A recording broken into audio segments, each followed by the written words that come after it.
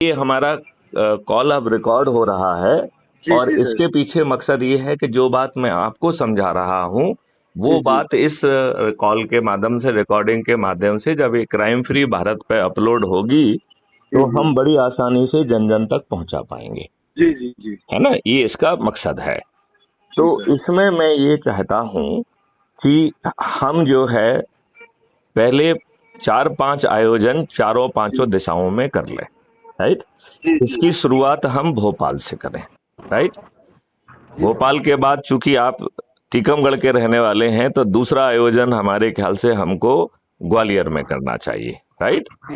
तीसरा आयोजन हमें रीवा में, चौथा आयोजन सतना में, पांचवा आयोजन जबलपुर में, छठवां आयोजन उज्जैन में, सातवां आयोजन जो है इंदौर में, देन आठवां आयोजन हमें रतलाम में, और इस तरीके से हमें सभी एरियाज को कवर करना है। तो इसकी एक आप सूची बनाओ और उसको अपन पहले से ही वो आयोजन को घोषित कर देंगे। उससे फायदा ये मिलेगा कि दूर वाले जो है ना भोपाल में आने की जरूरत नहीं पड़ेगी, राइट।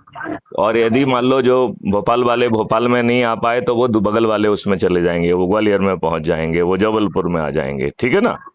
तो इससे क्या है कि लोगों को थोड़ी सी चॉइस भी रहेगी कि साहब यदि हम इस आयोजन में नहीं मिल पा रहे हैं तो अगले आयोजन में मिल जाएंगे, ठीक है। अच्छा, अब दो तरीके का है। जिसको जो सीधे आयोजन कर सकता है उसे तो हम अपराध मुक्त भारत के 21 लक्ष्यों के लिए महापरिवर्तन संगोष्ठी उसका नाम दें, ठीक है।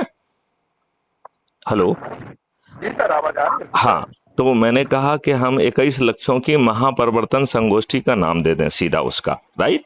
अब जी बहुत सर। सारे हमारे लोग जो है अच्छे हैं और उनका जो है एक रीच भी है, लेकिन उनके अंदर ऑर्गेनाइजिंग कैपेसिटी नहीं है। तो बिल्कुल ऐसे सही। ऐसे लोगों को हम धार्मिक अनुष्ठान देने का सलाह दें, राइट। तो मुझे लगता है धार्मिक अनुष्ठान में सबसे सस्ता जो है सत्यनारायण की कथा है, राइट। जी, राइट सर। राइट। तो और यही काम हम जो है दूसरी कम्युनिटी के साथ कर सकते हैं। यूं करिए कि हमारे कुछ ट्राइबल्स में बंधु हैं तो हम उनसे संपर्क करें और उनको भी जोड़ें कि देखो इन राजनेताओं ने तो शुद्ध दुष्टता की है। देखिए, इन्होंने समझौते के तहत आजादी हस्तांतरण प्राप्त किया है और ढेर सारे समझौते किए, और ये समझौते उस समय किए जब अंग्रेज बेहद डरे हुए थे। हमारे 24 नेवल बेसिस में से 22 नेवल बेसिस पे स्ट्राइक हो चुकी थी। बहुत सारी जगहों की पुलिस ने इनके आदेश मानने से इनकार कर दिया था। पोस्टल सर्विसेज ने इनके आदेश मानने से इनकार कर दिया था। रेलवे ने इनको स्ट्राइक का नोटिस दे दिया था। हर राज्य का गवर्नर मांग कर रहा था कि उसे यूरोपियन फोर्स दी जाए। जो इनके जो कमांडर इन चीफ थे क्लॉड ऑचनलेक, उन्होंने लॉर्ड बॉबिल को लिखा कि साहब सभी गवर्नर को निर्देश दीजिए कि आप जो है हमारे आर्मी कमांडर से सीधे बात ना करें, आपको जो भी बात कहना है वो मेरे माध्यम से कहिए, राइट।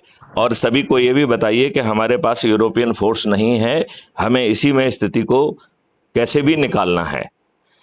आपको ये मालूम है कि अंग्रेजों का ओरिजिनल प्लान था कि जो है सत्ता का हस्तांतरण और डोमिनियन स्टेटस हम 1948 में देंगे, लेकिन हालात इतने खराब थे कि उन्हें 1947 में ही सब देके और भागना पड़ा, राइट।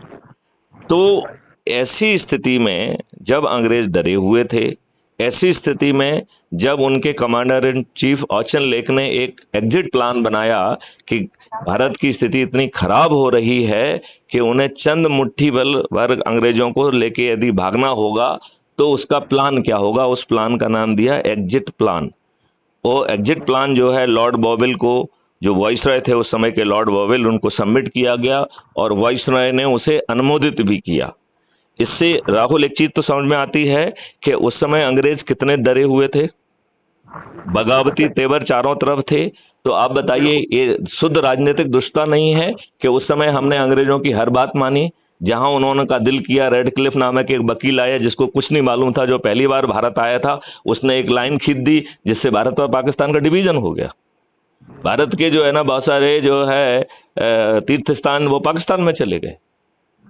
जब जो है 1946 में हमको ऑलरेडी जो है अनुभव था कि डायरेक्ट एक्शन डे का, जिसमें किस तरीके से बलवा किया गया, किस तरीके से हत्याएं की गई, बलात्कार किया गया और दुष्टता की गई, उस अनुभव के बाद यदि 1947 में देश का विभाजन हो रहा था तो वैसा ही रिपीट होगा, ये तो कोई भी बच्चा भी अनुमान लगा सकता था कि नहीं लगा सकता था? लगा सकता था। तो फिर हमारे दुष्ट जवाहरलाल नेहरू के जहन में ये बात क्यों नहीं आई? उसने जो है ना इसका एक्शन प्लान क्यों नहीं बनाया? वो जो है ना उस समय जो है बुलेट नामक मूवी एडमिना के साथ क्यों देख रहा था 14 तारीख की रात को? उसे नहीं लगा कि जो है ना बगावत होने वाली है और जो है ना इस तरीके से जब लोगों का मूवमेंट होगा तो सुरक्षा की व्यवस्था क्यों नहीं की गई? उसके लिए जो है एक एग्रीमेंट, समझौता और एक्शन प्लान क्यों नहीं बनाया गया? ये बहुत दुष्टतापूर्ण बातें हैं। हाँ हाँ, इस बैकड्रॉप में आप जो है एक वो बनाइए एक्शन प्लान 4-5 जगहों का, राइट, और एक डेट प्रस्तावित करिए। वो डेट को भी अपन जो है वो कर देते हैं, फ्रीज कर देते हैं। हाँ सर, जैसे मेरा मानना ये था कि जैसे नेक्स्ट वीक हम भोपाल आ रहे हैं तो